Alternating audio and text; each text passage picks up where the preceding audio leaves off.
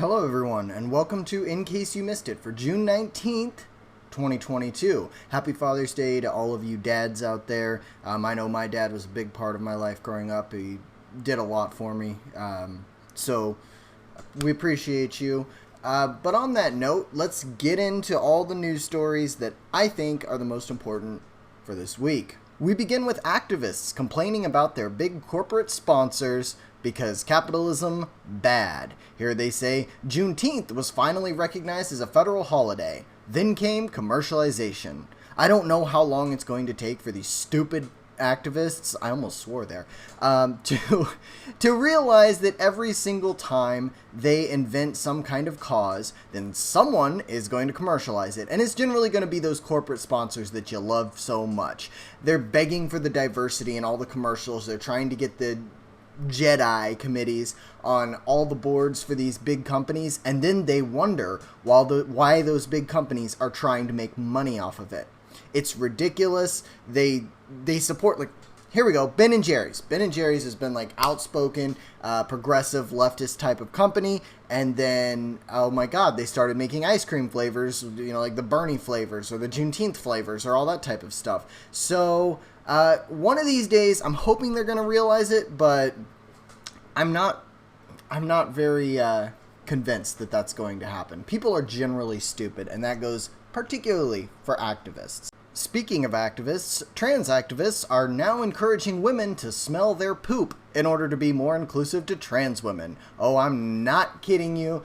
This article tells you exactly how you're supposed to do this. It reads, some women have a hole where their penis used to be, and that hole often shares microbiome with the colon, creating a distinct transitioning odor. In the Greek, that just means poop. It smells like poop. That's what it is. So this article goes on to say, in solidarity with trans women, this month you can make a difference by putting your olfactory system to use, that is, your nose, while going number 2. Yes, it's not a joke. We're sincerely asking all women to please spend more time smelling their poo during bathroom breaks, and to critically examine what many of our gender have to endure as part of the cost of bottom surgery. It is time for us all to do the work and truly empathize with the sights, sounds, and smells endured by every member of our large and beautiful gender community, including those with distinct transitioning odors. The social taboo around frank discussion of smells is already quite strong, but doubly so when it comes from the ones that can come from male to female neo-vaginas. There's a new word that I never heard before, neo-vaginas. If you are a regular on advice and trans subreddits, you know you don't have to wander too far down the feeds before coming across anonymous posts carefully prodding for advice on neo-vaginal smells. I know it's not a popular opinion, but when you're sharing a microbiome with the colon and your vagina, that kind of makes the idea of having sex a little less appealing, particularly when you think of what that means in the realm of UTIs. Because let me just tell you, it's pretty significant, especially when you get into like the whole gram-positive, gram-negative types of bacteria that are in there, and how that affects the person with the penis who is having sex with a vagina. And I'm sorry that I'm getting this far into this, but this is one of those pride things that, in my opinion, just goes a little bit too far. The article continues, one night, I was going to go down on her, so she washed her bits before she came in the bedroom and she laid on my bed. I was about a few inches from her face when I noticed a foul smell that I can best describe as stale urine, cheesy, and a bit like feces. I've heard of post-op male-to-female smells, but I've read most people saying they go away quickly after transition. Anyway, I backed away because I was so put off by that smell. She kept asking what's wrong, and I finally broke down and told her what's wrong. She was confused and kept smelling herself, saying she didn't smell anything. She said she just washed it too. It's been a fight between me and her, and she's self-conscious about it. Asked if it could be an infection or her hygiene habits, lifestyle or diet, because I know those things can affect the smell of a vagina. She also she told me that it's just the way her vagina and all vaginas smell. She told me it didn't smell like what I described and it just smelled like vagina. I tried asking my mother about what it could be, and she couldn't give me any more answers because she's not informed on this topic. I tried asking my gay cousin, but she didn't have any answers either.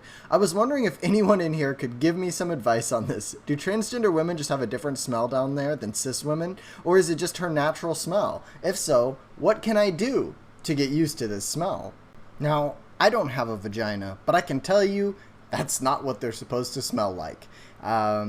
I don't really want to get much further into this, so I'm going to leave it there, and we will move on. Taking a look at the upcoming food shortage crisis that's heading our way, the normies are finally starting to realize that the high diesel prices are going to affect their cost of food. They're also starting to realize, hey, the conflict in Ukraine has caused us a few problems with the global food supply, including a fertilizer shortage, and Ukraine, being one of the largest exporters of wheat in the world, will be slightly affected by the fact that they're being invaded right now. So hold on to your hats, everybody. The prices of food are about to get exponentially higher. I can tell you right now, the food that I used to spend $40 a week on groceries. In the past year, that's been moved up to $60 a week. That's 150%. 50% higher than what I was spending about a year ago. So, just so you're aware, this is coming. This is something that you need to be ready for, and you need to understand that there's no getting around it. It's going to happen. To the disappointment of absolutely nobody, Hillary Clinton announced that she will not be running for president in 2024. She told the Financial Times it's out of the question because she expects that Biden will run. She said he certainly intends to run, and it would be disruptive for her to challenge that. She also said that the most important issue right now is the 2024 presidential election, trumping any social or economic policy debate. Yes, while gas is above $5 a gallon, national average, we're facing a food shortage, and for her, she just says that a Republican president in 2024 is so frightening that anything that doesn't help the Democrats win is a non-priority. This naked partisanship, without regard for what's going on with all of the common people, just further cements what we already knew about the ivory tower mentality of all of these politicians. She wants her team to win at the expense of furthering the economic discussion, which is kind of the only thing we all need. This is the reason that the Republicans are going to win this year in the midterms and in 2024 in the presidential election. 100%. This is why. And just what everyone had been hoping for, coronavirus vaccine shots for kids who are under the age of 5 are now available. Yes, the Washington Post tells us that pediatricians are preparing to administer the nation's first coronavirus vaccines for children under 5 in the coming days, after the CDC signed off on giving the shots to as many as 19 million children across the U.S. The CDC director endorsed the agency's advisory panel's unanimous recommendation to vaccinate all children as young as 6 months old with one of 2 vaccines, Moderna and Pfizer. She said, together, with science leading the charge, we will have taken another important step to our nation's fight against COVID-19. We know millions of parents and caregivers are eager to get their young children vaccinated, and with today's decision, they can. I don't know about you, but I've never met a caregiver who's eager for vaccinations. I know many who reluctantly get them for their kids because it's a matter of course, but I don't think I've ever heard of anybody being excited for one. And I don't think I'm allowed to comment any further on this. And following the biggest interest hike by the Federal Reserve since 1994, Sam Bankman-Fried, the CEO of FTX, the cryptocurrency, says that the Federal Reserve is driving the current downturn of cryptocurrency. Last week, Bitcoin saw what I believe it was a 20% decrease, and cryptocurrency across the board has been seeing enormous losses.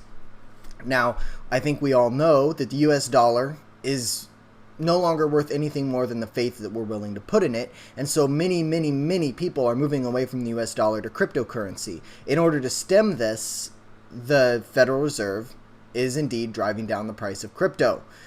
This is another attempt by the elites to keep you under their thumb and using their currency as long as they possibly can. We know that it's not going to last forever, but this is the same principle as them driving down the price of gold and silver as they have been for decades. And finally, Stephen Colbert's late night crew was arrested at the U.S. Capitol after trespassing after hours. Now, they had been there for some recording earlier in the day, but they decided to stick around and hang out in some GOP offices to film stand-up and other skits. And it's very interesting how this is just dusted off. It's never happened. But, of course, anybody who was let in by the police on January 6th is immediately crucified as a traitor and a rioter and an insurrectionist, and, you know, can be held by the FBI without a trial, without due process, and without even a charge. I just want again to point out, I know these things are not exactly the same, but it's worth pointing out that when it's on their team and for their reasons, anything is okay. Whereas everyone on the opposite side of the aisle is being watched under a magnifying glass just because you need to find a mistake and jump on them for it. That's the way these people think. They're incredibly evil, they're incredibly biased, and they want everything both ways. That's all the stories I've got for you. You can follow me on Twitter at SeattleIJ. Like, comment, subscribe. Please subscribe, share the video, and I will see you guys next week.